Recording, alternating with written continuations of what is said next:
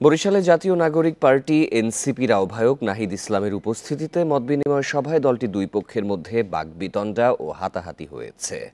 বৃহস্পতিবার সন্ধ্যায় বরিশাল ক্লাব মিলনায়তনে এই ঘটনা ঘটে। এই ঈদে জামা জুতো অ্যাক্সেসরিজের ডিসকাউন্ট।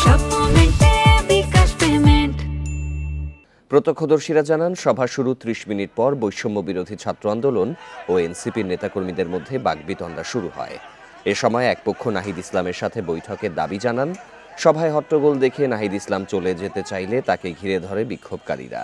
পরে সভা শেষে নাহিদ ঢাকার উদ্দেশ্যে রওনা দেওয়ার সময় তার গাড়ি আটকে দেয় এক পক্ষ।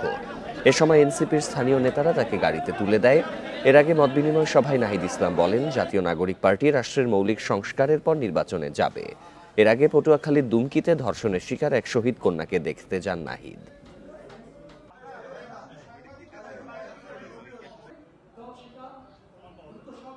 নির্বাচন করতে আমরা রাজনৈতিক দল করেছি এবং আমরা আমাদের জায়গাতে বলেছি যে নির্বাচনটি হতে হবে গণপরিষদ নির্বাচন।